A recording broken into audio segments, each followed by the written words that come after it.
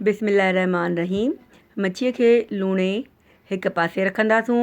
ग्वार, बीह, मिर्च, पटाटा, बसर, भींडियूं, थूम ही सभु शयूं असां धोई साफ़ु करे कटे रखंदासूं ऐं मच्छीअ खे बि लूणु अचण खां पोइ चङी तरह धोईंदासूं।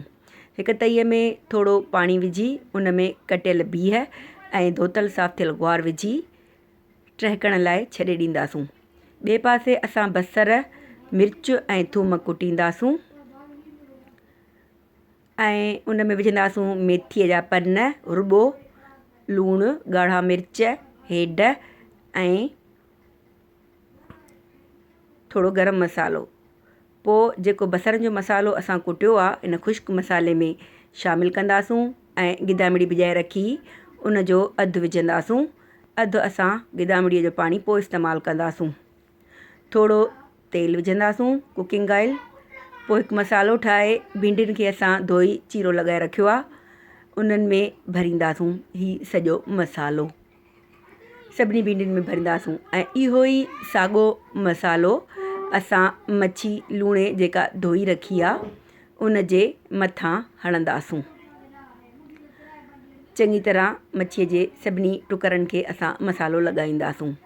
जेके असां बीह ऐं ग्वार रधण लाइ रखिया हुआ उहे रझी विया आहिनि, पाणी सुकी वियो आहे।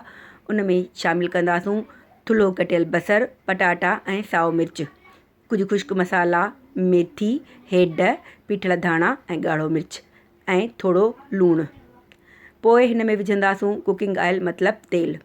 थोरो मिलाए इन्हनि सभिनी भाॼियुनि खे पोइ असां थोरो हुन में पाणी विझंदासूं। पोइ हिन जे मथां असां जेके भिंडियूं रखियूं हुयूं मसालो भरे उहे रखंदासूं ऐं मच्छी बि पासे सां रखंदासूं जंहिंखे असां मसालो हयो हो। हाणे ढके हिन सॼी भाॼीअ खे असां तक़रीबन हल्कीअ खां थोरी घणी बाहि ते 20 मिंट लाइ रखंदासूं।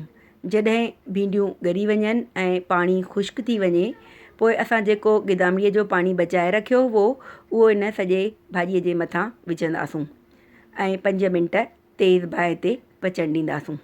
तयारु आहे असांजी मज़ेदार सयल मच्छी भिंडियुनि, बीहनि ऐं पटाटनि सां गॾु।